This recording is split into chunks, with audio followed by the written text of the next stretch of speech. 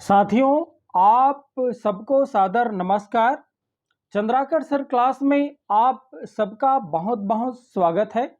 आज इस वीडियो में हम शिक्षकों के द्वारा प्रतिवर्ष साल के अंतिम महीने 31 मार्च की स्थिति में जो महत्वपूर्ण प्रतिवेदन जिसका नाम है कार्य निष्पादन मूल्यांकन प्रतिवेदन, ये प्रतिवेदन कैसे भरा जाता है इस बारे में इस वीडियो में हम लोग चर्चा करने वाले हैं। ये जो प्रतिवेदन है कई भागों में बटा हुआ है, तो आइए हम लोग शुरुआत करें और भाग 1 को देखें इसमें क्या है और इसको कैसे भरा जाता है। तो आइए हम लोग शुरुआत करें भाग 1 का। लीजिएगा, भाग 1 आपको स्क्रीन पर दिखाई दे रहा होगा, जिसमें सबसे पहले अधिकारी का पूरा नाम, अर्थात वो जिस भी वर्ग के शिक्षक है वो अपना पूरा नाम हिंदी और इंग्लिश में लिखेगा। ये जो भाग 1 है बहुत ही सरल है, इसमें ज़्यादा चर्चा करने वाली कोई बात नहीं है। दूसरा में अपने पिताजी का नाम लिखना है। तीसरा में जन्मतिथि अंकों और शब्दों में आपको लिखना है। और आगे शासकीय सेवा के बारे में कुछ जानकारी है जिसको आपको अ, ब और स के अंतर्गत लिखना है। आ में जो आपका वर्तमान पद है उसका उल्लेख करना है। ब में जो आपका वर्तमान पद पर नियुक्ति है उसका दिनांक आपको लिखना है। स में वर्तमान पद पर यदि आप लोग पदोन्नति वाले केस में है तो जो पदोन्नति का दिनांक है वो आपको लिखना है। संस्था का नाम आपको द के अंतर्गत लिखना है। और 5वें बिंदु में नियोजन का प्रकार, ये सीधी भर्ती है या पदोन्नति है, उसका उल्लेख आपको करना है। और 6वें नंबर पर आप कौन से श्रेणी के अंतर्गत आते हो उस श्रेणी का उल्लेख आपको करना है। और 7वें पर आपको कार्य का प्रकार आपको लिखना है, प्रशासकीय या अकादमिक। यहाँ पर जो लेक्चरर ग्रेड है और प्रिंसिपल है ये प्रशासकीय एवं अकादमिक लिखेंगे, बाकी शिक्षक साथी यहाँ अकादमिक लिख सकते हैं।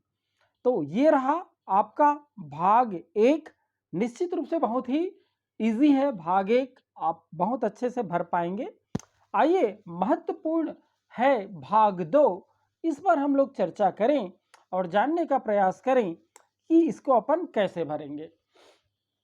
ये जो भाग 2 है इसका है कार्य का संक्षिप्त विवरण हमें देना है।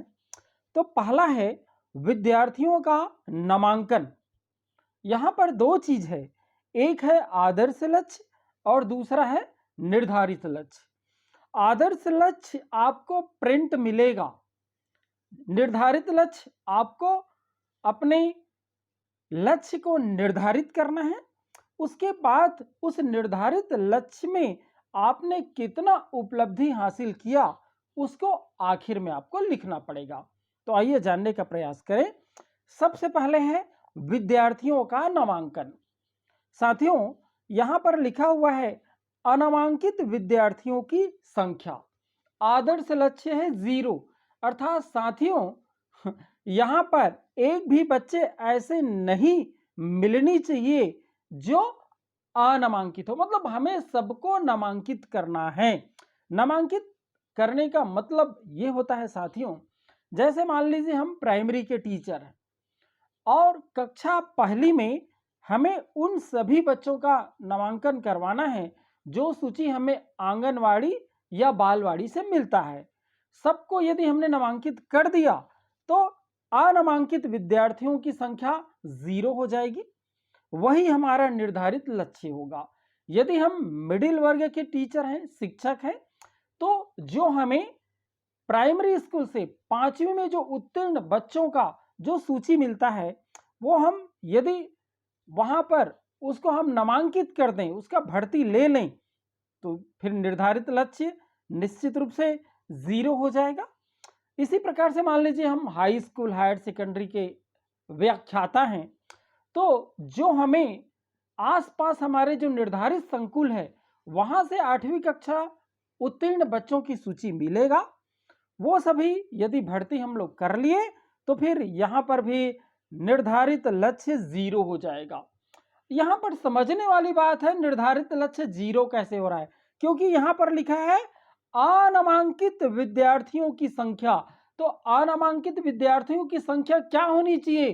कुछ नहीं होनी चाहिए, कुछ नहीं होनी चाहिए मतलब 0 होनी चाहिए। यहाँ पर समझने वाली बात है। इसीलिए आदर्श लक्ष्य भी 0 है, निर्धारित लक्ष्य भी 0 है। और यदि हम लोग सभी को भर्ती ले लें, चाहे लेक्चरर हो, चाहे शिक्षक हो, चाहे शिक्षक सहायक शिक्षक हो, निर्धारित एरिया के सारे बच्चों को यदि हम लोग भर्ती ले लेते हैं तो यहाँ पर अनामांकित विद्यार्थियों की संख्या 0 हो जाएगा और हमारा जो उपलब्धि है वो 100% हो जाएगा। साथियों, उम्मीद है इस लाइन को आप लोग समझे होंगे। दूसरा बिंदु पर आते हैं, विद्यार्थियों की उपस्थिति। यहाँ पर हमें आदर्श लक्ष्य और निर्धारित लक्ष्य लिखने के लिए जो इकाई यहाँ पर दिया है वो है किसी भी माह में 5 दिनों से अधिक अनुपस्थित विद्यार्थियों का प्रतिशत। तो साथियों, हम लोग तो चाहेंगे कि ऐसे एक भी विद्यार्थी ना हो जो किसी भी महीने में 5 दिन अनुपस्थित हो। हम तो चाहेंगे कि वो रोज उपस्थित हो, इसलिए आदर्श लक्ष्य यहाँ पर 0 है। मतलब एक भी विद्यार्थी इस केस में नहीं चाहिए, एक भी नहीं चाहिए। मतलब कितना हुआ? 0 हुआ। वही हमारा निर्धारित लक्ष्य भी होगा। लेकिन कई बार आप लोग जानते हैं साथियों, ऐसा केस मिल ही जाता है, इसलिए इसको 100% न लिखें तो अच्छा है, कुछ कम करके लिख दीजिएगा। जैसे स्क्रीन पर यहाँ पर 98% दिखाई दे रहा है। आप लोग अपने विवेक से जितना लिखें लिखिएगा। बस इस बात को समझना है कि एक भी ऐसा केस नहीं होना चाहिए, लेकिन हो जाता है। अगला है साला त्यागी। साला त्यागी विद्यार्थियों की संख्या। साथियों, यहाँ पर भी आदर्श लक्ष्य 0 है। इसका कारण आप लोग समझ रहे होंगे, क्योंकि हम चाहते हैं कि एक भी बच्चे जो है वो साला का त्याग ना करें, इसीलिए आदर्श लक्ष्य यहाँ पर 0 है। विद्यार्थियों की संख्या किसका? साला त्यागी। तो आदर्श लक्ष्य तो 0 होगा, क्योंकि हम लोग मानते हैं कि एक भी बच्चे ऐसे ना मिले, एक भी बच्चे ना मिले मतलब आदर्श लक्ष्य यहाँ पर 0 होगा। हम लोग निर्धारित लक्ष्य भी 0 रखते हैं, क्योंकि हम खुद चाहते हैं कि एक भी बच्चे साला का त्याग ना करें। लेकिन साथियों, आपको अच्छे से पता है इक्का दुक्का ऐसा केस हो ही जाता है, इसलिए यहाँ पर शिक्षक साथी ने 98% अपना उपलब्धि दिखाया है। मतलब कोई ना कोई बच्चा है जो साला का त्याग कर रहा है, लेकिन ऐसा नहीं होनी चाहिए। अगला है गुणात्मक उपलब्धि, जिसमें आपको उत्तीर्ण प्रतिशत का लक्ष्य दिया है। और आदर्श लक्ष्य तो 100% है, क्योंकि हम लोग चाहते हैं कि सारे बच्चे उत्तीर्ण हो जाए, इसलिए यहाँ पर आदर्श लक्ष्य 100 दिया है। तो निर्धारित यहाँ पर लक्ष्य हम लोग भी 100 रखेंगे। हम लोग निर्धारित रखेंगे मतलब हम लोग खुद चाहेंगे कि पूरे 100% जो बच्चे हैं वो उत्तीर्ण हो जाए, एक भी फेल ना हो। लेकिन साथियों, आपको अच्छे से पता है यह भी थोड़ा कठिन काम होता है। जैसे हमारे शिक्षक साथी ने लिखा है, उस निर्धारित लक्ष्य उसका 100% था, लेकिन उसको कामयाबी मिली 63% पर। तो यहाँ पर भी आप लोग 9वीं 10वीं 11वीं 12वीं के अपने रिजल्ट के अनुसार से यहाँ पर आपने कितना उपलब्धि हासिल किया लिख सकते हैं। किसी को 70%, किसी को 80%, किसी को 90%, ये मिलेगा। 100% थोड़ा सा मुश्किल काम है, मिल जाए तो कोई आश्चर्य की बात नहीं है। अगला है उच्च स्तरीय गुणवत्ता, जिसमें प्रथम श्रेणी में विद्यार्थियों का प्रतिशत। तो साथियों, आप लोगों को अच्छे से पता है, मान लीजिए हमारे पास 100 बच्चे हैं, तो हम इतना बड़ा भी लक्ष्य नहीं रखेंगे कि 100 के 100 प्रथम श्रेणी में उत्तीर्ण हो जाए। लेकिन आदर्श लक्ष्य तो 50 है। 50% हम लोग आदर्श लक्ष्य यहाँ पर लिखा हुआ है, और हम लोग भी मानते हैं कैसे भी करके 50% हम लोग बच्चे को प्रथम श्रेणी में उत्तीर्ण कराने का प्रयास करेंगे। लेकिन साथियों आपको अच्छे से पता है, मिल जाए, उपलब्धि मिल जाए 50% तो अच्छी बात है, लेकिन हमारे इस शिक्षक साथी को यहाँ पर उपलब्धि हुई है 40%। इसको भी आप लोग अपने विवेक से भरिएगा। अगला है आत्मविश्वासी, जिसके अंतर्गत आपको विद्यार्थी का प्रतिशत आपको लिखना है। यहाँ पर भी आदर्श लक्ष्य 100% है, क्योंकि हम लोग चाहेंगे कि हमारे सारे बच्चे आत्मविश्वासी हो, इसलिए हम लोग यहाँ पर निर्धारित लक्ष्य भी 100 करेंगे। लेकिन साथियों ये भी अच्छे से पता है कि यहाँ पर भी उपलब्धि पूरा 100% मिल जाए, ये कोई ज़रूरी नहीं है। जैसे स्क्रीन पर आपको हमारे शिक्षक साथी जो दिखाई दे रहा है, उन्होंने उसको 90% उपलब्धि इस निर्धारित लक्ष्य के ऊपर हुआ है। इसके बाद है सांस्कृतिक। हम लोग भी चाहेंगे कि जितना हमारा स्टूडेंट है, आदर्श लक्ष्य भी यहाँ पर दिया है कम से कम आधे, तो हम लोग भी यहाँ पर जो निर्धारित लक्ष्य है वो 50 रखे हैं, और यहाँ पर हमें जो उपलब्धि है वो निश्चित रूप से बहुत अच्छे से मिलेगा। कल्चरल प्रोग्राम में सब बच्चे पार्टिसिपेट करते हैं, लेकिन फिर भी कोई ज़रूरी नहीं है 100% आपको उपलब्धि हासिल हो। जैसे स्क्रीन पर आपको हमारे शिक्षक साथी के द्वारा यहाँ पर भरा गया उपलब्धि दिखाई दे रहा है, उसको 90% उपलब्धि हासिल हुआ था। इसी प्रकार है क्रीड़ा। क्रीड़ा में भी यहाँ पर आदर्श लक्ष्य 50 है, कम से कम आधे बच्चे तो क्रीड़ा में भाग लें, और निर्धारित लक्ष्य भी हम लोग जो हमारा लक्ष्य निर्धारित करते हैं वो 50 रखते हैं। और यहाँ पर भी कोई ज़रूरी नहीं है कि 50 बच्चे जो है वो क्रीड़ा में भाग लें, अर्थात 100% उपलब्धि हासिल हो, ये कोई ज़रूरी नहीं है। स्क्रीन पर हमारे शिक्षक साथी को 90% ये निर्धारित लक्ष्य का उपलब्धि यहाँ पर हासिल हुआ है। तो उम्मीद करता हूँ ये जो भाग 2 है आप समझ गए होंगे, और अपने विवेक से आप जरूर इसको बहुत अच्छे से भर पाएंगे। आइए, ये पहला बिंदु था कार्य का संक्षिप्त विवरण। दूसरा बिंदु है कार्य की गुणवत्ता। इस पर देखिएगा, यहाँ पर गत वर्ष किस विषय में प्रशिक्षण लेने का सुझाव दिया गया उसका उल्लेख करें। तो आप लोग यहाँ पर जो भी प्रशिक्षण लेना चाहते हैं किसी भी विषय पर, तो यहाँ पर साथी ने चुना है विषय आधारित प्रशिक्षण का सुझाव साथी ने चुना है। आप लोग भी अपने विवेक से किस विषय में आप प्रशिक्षण लेना चाहते हैं ये आप लोग सुझाव दे सकते हैं। इसके बाद वित्तीय वर्ष के लिए प्रशिक्षण की जानकारी, यदि आप लोगों ने पिछले सत्र में जो भी प्रशिक्षण आप लोगों ने लिया है, यदि आपने चूज किया है विषय आधारित प्रशिक्षण और वो प्रशिक्षण आपने लिया है, तो आपको इसकी जानकारी आप लोगों को प्रपत्र में देना है। इसके बाद साथियों सह है, इस वर्ष में ये जो वित्तीय वर्ष जो है उसमें आपके द्वारा जो पढ़े गए पुस्तक है उसकी सूची देना है। कम से कम 5 पुस्तक आप लोग साल में जरूर पढ़ा कीजिएगा। उस पुस्तक का नाम आपको देना है, उसका राइटर का नाम आपको देना है, उस पुस्तक का प्रकाशक का नाम आपको देना है, और उस पुस्तक में कितना पृष्ठ है इसकी भी जानकारी आपको देना है। ये काम आसान है, आप जरूर कर सकते हैं। चलिए अगला हम लोग बढ़ें, इकाई योजना एवं पाठ योजना का निर्माण।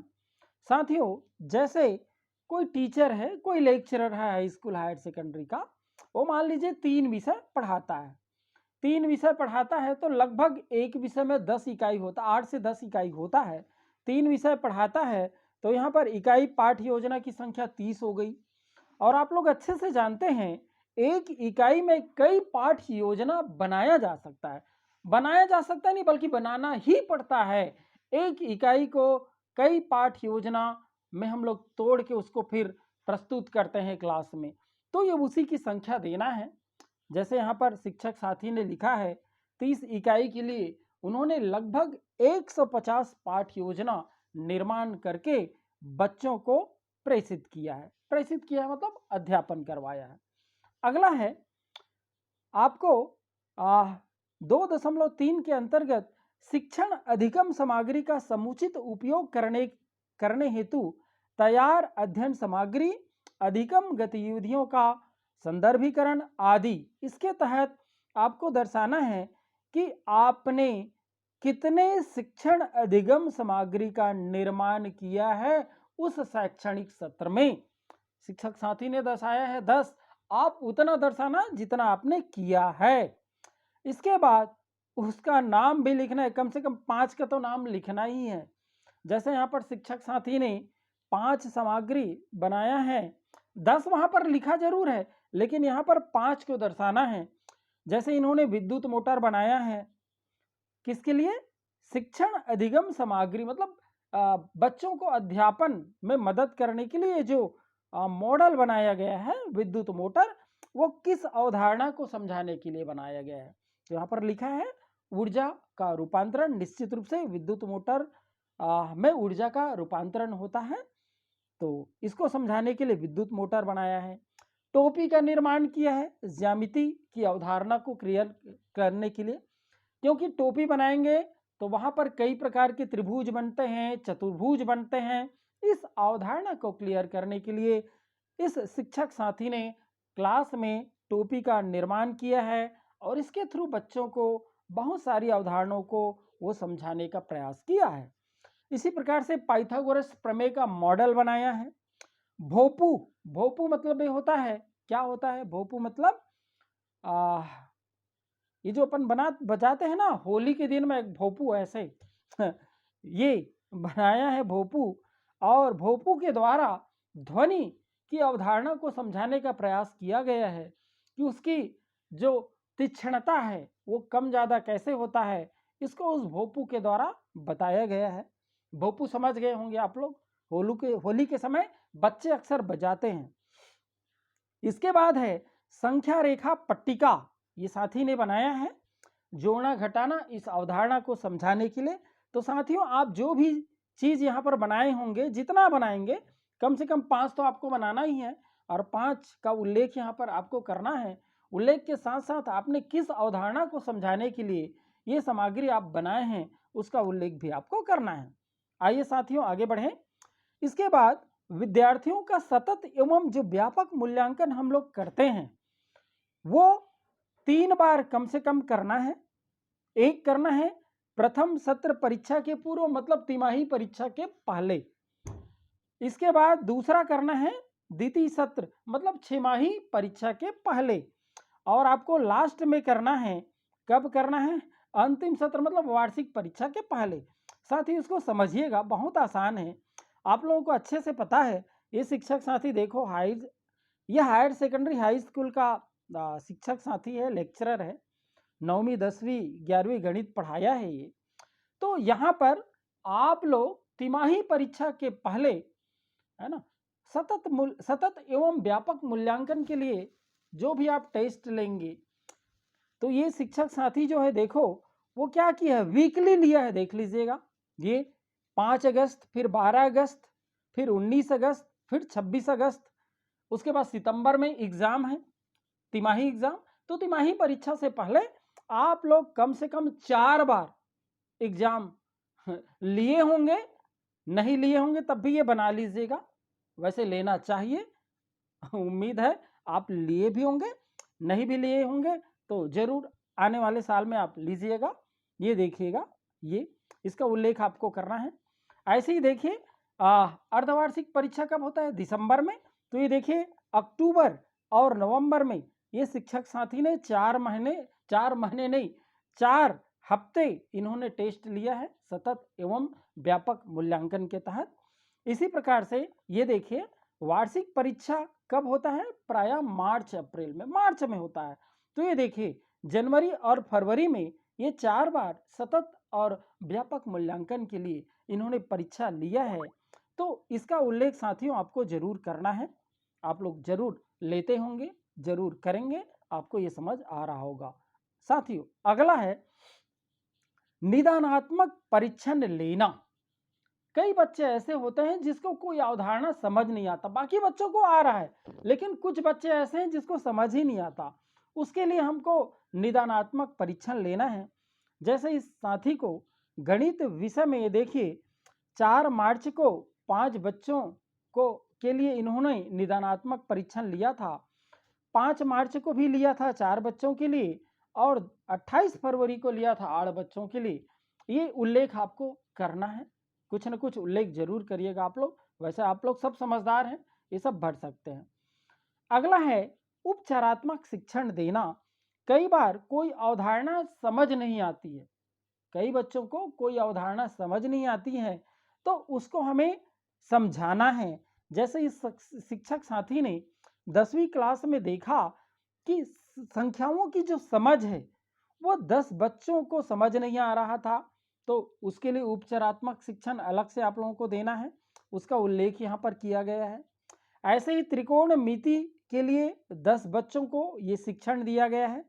ज्योमेट्री के लिए 10 बच्चों को दिया गया है, क्षेत्रमिति के लिए 7 बच्चे, सांख्यिकी के लिए 9 बच्चे।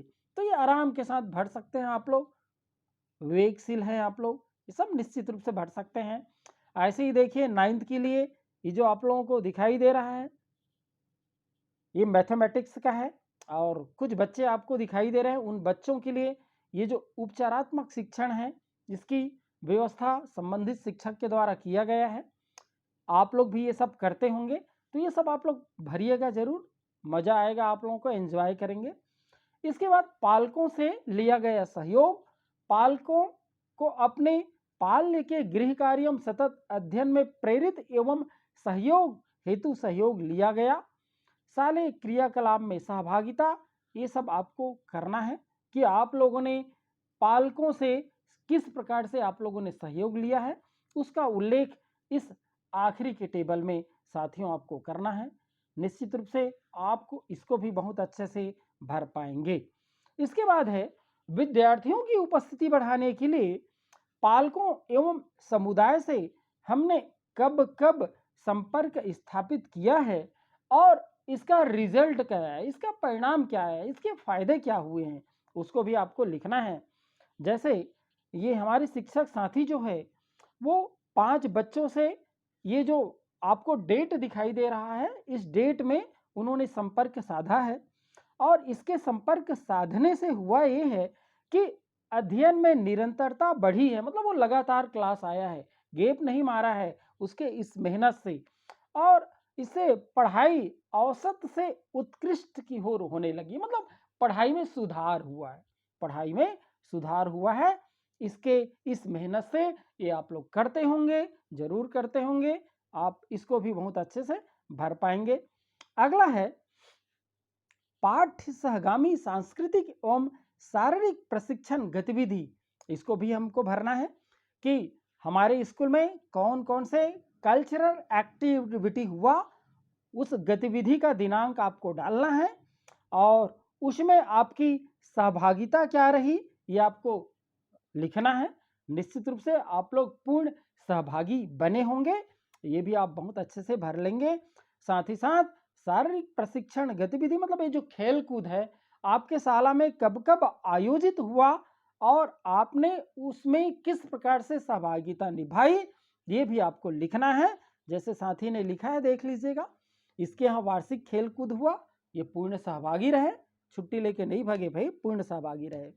कराटे का प्रशिक्षण हुआ जिसमें ये भी पूर्ण सहभागी रहे। वैसे हमारे शिक्षक साथी सभी काम में सहभागी रहते हैं, तो पूर्ण सहभागिता निश्चित रूप से लिखिएगा। आगे ये लीजिएगा, अपना साइन करिएगा। उसके बाद बारी है भाग 3 की। साथियों जब आप भाग 3 भरेंगे तो जो शुरू दूसरे पेज में जो अपन भाग 2 बोले थे वहां जो आप लोगों ने भरा है वो यहाँ पर आपको मदद करेगा।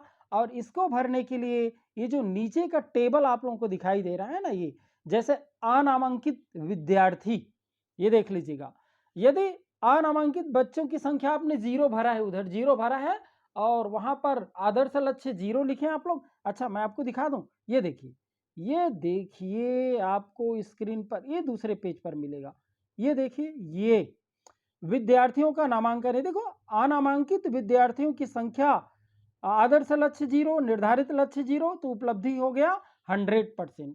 यदि आपने ये भरा है तो उधर देखिए क्या भरना है आपको, उधर क्या भरना है देख लीजिए। ये आपको स्क्रीन पर फिर ये नज़र आ जाएगा, ये लीजिए, ये लीजिए, ये देखिएगा जी, यहाँ पर लिखा है ना, नीचे में पूरा दिया है कैसे भरेंगे। यदि आपने 0 लिखा है तो 4 अंकित करेंगे। देखिए इन्होंने 4 अंकित किया, देख लीजिए विद्यार्थियों का नामांकन। तो यहाँ पर 0 लिखा है मतलब ये, और आपको ये देखो क्या भरना है इसमें, दूसरे टेबल में पूर्णता भरना है या अंशतः भरना है या सहमत भरना है या असहमत भरना है। और जब आपने 100% आपने उपलब्धि हासिल की है मतलब आप पूर्णता भरेंगे इसमें, और यहाँ पर नंबर देंगे 4। और समीक्षक की टीप वैसे समीक्षक की टीप तो दूसरे भरते हैं, लेकिन आप अपने स्कूल में जो भी आपको निर्देश भरे दिया जाएगा, यदि आप ही को भरने के लिए बोला जाएगा तो आप उत्कृष्ट लिख दीजिएगा। वैसे अक्सर हम ही लोगों को ये सब भरना पड़ता है, उन लोग तो साइन बस करते हैं। खैर आप लोग समझदार हैं। इसके बाद है विद्यार्थी की उपस्थिति। वहाँ पर भी आप लोगों ने देखा, उसमें क्या किया था, वहां पर भी ऐसे विद्यार्थी जो 1 महीने में 5 दिन लगातार अनुपस्थित थे, तो हम तो लेके चले थे, ऐसे एक भी विद्यार्थी नहीं, मतलब 0 था हमारा उपलब्धि, लेकिन नहीं हुआ। वहां पर उपलब्धि हमें 98% हुआ। तो यहाँ पूर्णतः नहीं लिख सकते हम, तो क्या लिख देंगे, अंशतः लिख देंगे या तो सहमत लिख देंगे। तो इसके लिए आपको क्या लिखना पड़ेगा, 3 लिखना पड़ेगा। और ये टेबल आपको मदद करेगा। देखिए ये देख रहे हैं ना आप लोग, ये देख रहे हैं, किसी भी माह में 5 दिनों से अधिक अनुपस्थित विद्यार्थी, ये तो यहाँ पर हम लोग क्या भरेंगे, 3 भरेंगे, क्योंकि हमने 100% लक्ष्य हासिल नहीं किया। कोई न कोई ऐसे बच्चे हैं साथियों, आप लोगों को अच्छे से पता है जो अब्सेंट हो ही जाता है, तो आप लोग समझदार हैं, ये भी अच्छे से भरेंगे। इसके बाद है शाला त्यागी, और इसमें तो एकदम अपने अडिग रहना, 100% इसमें लक्ष्य हमें मिलेगा। तो यहाँ पर हम लोग शाला त्यागी के लिए क्या रहेंगे, असहमत रहेंगे। मतलब देखिए इसमें भी समझने वाली बात है। असहमत लिखेंगे मतलब एक भी शाला त्यागी नहीं होगा। असहमत का मतलब समझ रहे हैं ना, शाला त्यागी से आप लोग असहमत हो, मतलब आपके स्कूल में कोई बच्चे शाला नहीं छोड़े हैं। तो यहाँ पर नंबर आएगा 4, और आपका समीक्षक टिप रहेगा उत्कृष्ट। यदि आप लोग ये टिप आप लोग खुद भर रहे हैं तो उत्कृष्ट रहेगा। गुणात्मक उपलब्धि, उधर आप लोग देखिए जो दूसरे पेज है, वहां पर भी आप लोगों ने जरूर लक्ष्य तो अच्छा दिया था, लेकिन उपलब्धि आपको 100% नहीं हुआ था, इसलिए सहमत लिखेंगे और 3 भरेंगे। उच्च स्तरीय गुणवत्ता, ये वही वाला है, आप लोगों को याद होगा। ये गुणात्मक उपलब्धि मतलब आप लोग समझ गए होंगे कि टोटल कितना हम लोग विद्यार्थी को उत्तीर्ण कराना चाहते हैं। तो चाहते तो 100 हैं, लेकिन नहीं होता है, इसलिए 3 लिखे हैं। इसमें प्रथम श्रेणी कम से कम आधा निकल जाए, उसमें भी नहीं होता, इसलिए 4 न होकर के ये भी 3 है। आत्मविश्वासी, हम तो चाहते हैं सबके सब हो, नहीं होता, इसलिए यहाँ पर भी 3 है। सांस्कृतिक, हम लोग चाहते हैं 100% हो, 50 का लक्ष्य लेके चलते हैं, लेकिन वो भी नहीं हो पाता, इसलिए 3 है। क्रीड़ा में भी 3 हैं। आप लोग समझ गए होंगे। तो इसको भरने में कौन मदद करेगा, भाग दो आपको इसको भरने में मदद करेगा। उत्कृष्ट तभी लिखेंगे जब आप 4 अंक आप लोगों ने यहाँ पर अंकित किया है। 3 में बहुत अच्छा लिखेंगे, 4 में उत्कृष्ट लिखेंगे और 3 में बहुत अच्छा। और ये टोटल जोड़ दीजिएगा, अंत में काम आएगा। ये जो जोड़ है अंत में चर्चा करेंगे। आइए आगे हम लोग बढ़ें। ये जो मात्रांकन सारणी है, इसी सारणी को पढ़ करके आप इस मत को अंकित करेंगे। बहुत इजी है, मजा आएगा, आप लोग एंजॉय करते हुए इसको भरिएगा। अगला है, आपको पूछा गया है, कृपया शिक्षक द्वारा किए गए कार्य की गुणवत्ता स्तर और कार्यक्रम के उद्देश्य पूर्ति में यदि कोई बाधाएं आई होगी तो इसके बारे में टिप दें। तो हमारे साथी ने दिया है, कार्य की गुणवत्ता उच्च स्तर की है तथा अपने उद्देश्य की पूर्ति में सफल है। इसको कोई विघ्न बाधा नहीं आया, अच्छी बात है। चलिएगा अगला है, ये देखिएगा। अगला है कार्य क्षेत्र का ज्ञान, ये कुल 32 अंक का है। और यहाँ पर आपको ये नीचे में ये दिया गया है, देख लीजिएगा, आप इसको पढ़िएगा ये देखिएगा कितने बिंदु दिया है, 8 बिंदु दिया है। प्रत्येक बिंदु को पढ़िएगा और उस बिंदु में मत अंकित करने के लिए आपके पास 5 5 यहाँ पर अवसर है। उत्कृष्ट, बहुत अच्छा, अच्छा, औसत, औसत से कम। तो ये सब न लिख करके औसत के कम के लिए आप लोगों को 0, औसत के लिए 1, अच्छा के लिए 2, बहुत अच्छा के लिए 3, उत्कृष्ट के लिए 4। तो आइए पढ़ना चालू करें। किसी वस्तु का ज्ञान शिक्षक को अध्यापन हेतु दिए गए विषय का पूर्ण ज्ञान है। तो निश्चित रूप से इसमें तो पीछे बिल्कुल नहीं हटेंगे, 4 ही अंकित करना है। बच्चों की बोली भाषा एवं निर्देश की भाषा का अच्छा ज्ञान है। हो सकता है हमारा पोस्टिंग बस्तर तरफ हो, तब क्या होगा, बच्चों की बोली भाषा का ज्ञान हमें अच्छा से हो, ये कोई जरूरी नहीं है, इसलिए यहाँ पर 3 दिया है। तो थोड़ा बच बच के भरना। अब पढ़ना एंजॉय करके भरना, इसमें कोई हड़बड़ी नहीं है, आराम के साथ एंजॉय करके भरना। कोई जरूरी नहीं कि सब में 4 हो, है ना। तो आराम के साथ भरिएगा, मजा आता है इसको भरने में। तीसरा है बाल मनोविज्ञान। इसके अंतर्गत पढ़िएगा, लिखा है बाल मनोविज्ञान का पूर्ण ज्ञान होना अनिवार्य है, यदि नहीं तो स्व अध्ययन से इसे सीखें। ठीक है, अच्छी बात है, होना तो जरूरी है। स्व अध्ययन से सीखें, सीखने का प्रयास करेंगे, लेकिन इसमें भी जहां तक मेरा मानना है 4 ना दें, 3 ही दें। सीखें, पता नहीं सीखें नहीं सीखें, तो आप अपने विवेक से जरूर भरिएगा। इस शिक्षक साथी ने अपने विवेक से भरा है, यहाँ पर आप लोग अपने विवेक से भरिएगा। निश्चित रूप से इसको पढ़ के भरिएगा। इसको पढ़ के समय वक्त जाया मैं नहीं करूँगा। निश्चित रूप से आप अच्छे से, यहाँ पर स्क्रीन पर दिखा भी होगा, आप पढ़िए, नंबर देखिए, और नंबर यहीं से, ये नीचे लिखा हुआ है ना अंकन सारणी, यहीं से देना है। चलिए साथियों, इसको ना पढ़ते हुए आप लोग सब बहुत अच्छे से भरेंगे। आगे मैं बढ़ता हूँ। आगे है कार्य के प्रति दृष्टिकोण। हमारा दृष्टिकोण क्या है कार्य के प्रति, इसके लिए भी ये हमें 5 बिंदु दिए गए हैं साथियों, और 5 बिंदु में हमें मतांकन करना है। इसके लिए ऑप्शन अपने पास 5 है, उत्कृष्ट का, बहुत अच्छा का, अच्छा का, औसत का, औसत से कम का। ये वही है, सभी बच्चे सीख सकते हैं, इस बात के प्रति विश्वास रखता है। निश्चित रूप से विश्वास रखता है, इसमें पीछे नहीं हटेंगे, 4 में 4। शिक्षक सभी विद्यार्थियों के प्रति सम्मान एवं समानता का व्यवहार रखता है, इसमें भी बिल्कुल पीछे मत हटना, 4 में 4। अगला बिंदु है शिक्षक विद्यार्थियों को सीखने का उचित वातावरण प्रदान करता है, जो विद्यार्थियों को समस्या समाधान, निर्णय लेने की योग्यता, जीवन पर्यंत सिखाना और परिवर्तनशील समाज की आवश्यकता के अनुरूप बदलाव आदि के प्रति प्रोत्साहित करता है। तो ये भारी भरकम जवाबदेही है। वैसे तो मैं बोलूं 4 में 4 तो मज़ा नहीं आएगा, थोड़ा सा, है ना, क्योंकि जवाबदारी बहुत ज़्यादा हो गया है। तो अपन 3 के अंतर के थी रखें, 3 मतलब बहुत अच्छा। बहुत अच्छा ये कार्य के प्रति हमारा दृष्टिकोण, भाई उत्कृष्ट नहीं बोल सकते, तो आप अपने विवेक से भरिएगा। इसके बाद है स्वयं नए सीखने की योग्यता में विश्वास रखता है। बिल्कुल रखता है, नहीं रखता है, थोड़ा सा बचा के रखिए, इसमें भी 3 रखिएगा।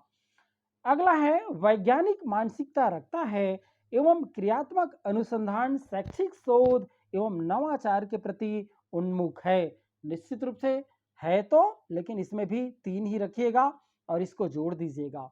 अगला है कौशल उपयोग का, बिल्कुल सेम है शिक्षक साथियों, देखिएगा इसको पढ़िएगा। यहाँ पर 8 बिंदु है, भरना आपको वैसी है, 5 आपके पास ऑप्शन है। उत्कृष्ट के लिए 4, बहुत अच्छा के लिए 3, अच्छा के लिए 2, औसत के लिए 1, औसत से कम के लिए 0। तो 0 तो किसी में नहीं जाएगा, 1 भी बहुत कम आता है, 4, 3, किसी किसी में 2 लिखना पड़ता है।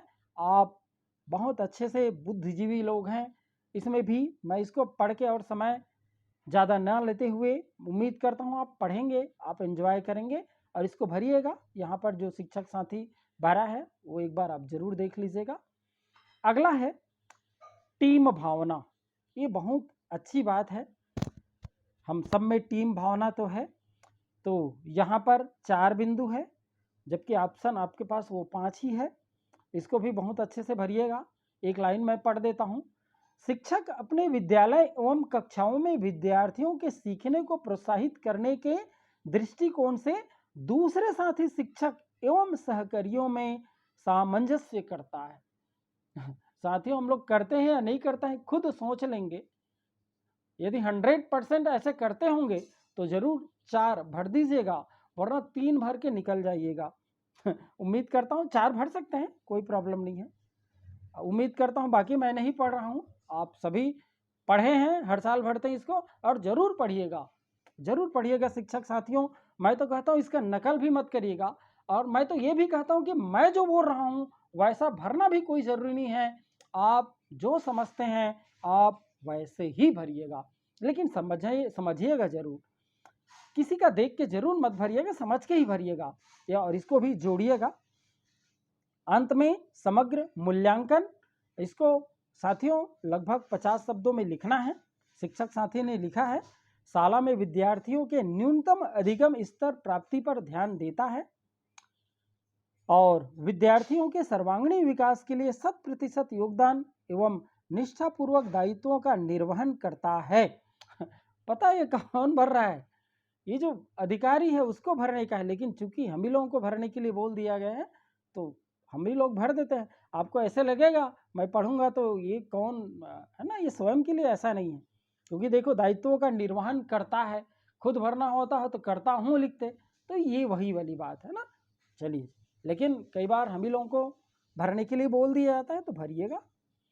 इसके बाद जिन विषय में ज्ञान एवं कौशल वृद्धि तथा अभिवृद्धि में बदलाव के लिए प्रशिक्षण एवं अध्ययन आवश्यक है उसका उल्लेख करना है। तो शिक्षक साथी ने बोला है कि भाई हमें विषय आधारित प्रशिक्षण की जरूरत है।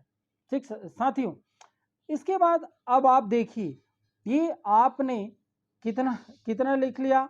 भाग 3 में 1 आपने भरा, भाग 2 में भरा, और उसके बाद आप लोग ये देखिए, ये 1 भाग 1 है जो शुरू में आप लोग भरे थे, जिसमें उसको 26 नंबर मिले थे। अच्छा, मैं आपको पीछे ले जाऊं, ये देखिए 26 नंबर ये शुरुआत ही था, ये देखिए यहाँ है। ये भाग 3 का पहला, भाग 3 का पहला देखो, इसको 26 नंबर मिला था, ये 26 नंबर मिला है। वहाँ 26 को 3 से गुना करना है, 26 को 3 से गुना करना है, देखिए। और यहाँ पर सारे निर्देश दिए हुए हैं, आपको घबराने की जरूरत नहीं है। ये देखिए, कार्य निष्पादन का 32 में से प्राप्तांक का तिगुना करें बोल रहा है, कर सकते हैं आप लोग? नहीं, अर्थात 96 में से प्राप्तांक कितना हुआ, तो इसको कितने मिला है? 78 मिला है। इसके बाद अगला देखिएगा, कार्य के प्रति दृष्टिकोण, उसके बाद कौशल का उपयोग, ये सारे में देखिएगा उसको कितना कितना मिला है, ये सबको यहाँ पर जोड़ के लिखा हुआ है। ये देखिए 78 लिखा हुआ है ना, आप लोग देख पा रहे हैं 78 जी। ये किसका किसका देख लीजिएगा, कार्य के प्रति दृष्टिकोण, कौशल उपयोग, मतलब 3 4 5। मैं आपको दिखा देता हूँ 3 4 5। ये देखिए, मतलब उस 26 को छोड़ दीजिए, इस 26 को छोड़ दीजिए, इसको है ना। ये देखिएगा, ये यहाँ की बात कर रहा है, ये इसकी बात कर रहा है। ये 3 और ये 4 और ये 5, 3 4 5 को जोड़ा है। देखो ये 12 12 धन 25 और 25 धन 17, ये किया गया है, देख लीजिएगा। तो यहाँ पर कितना हो गया फिर, ये देख लीजिए, ये सारा चीज सिंपल सिंपल गणित है यहाँ पर।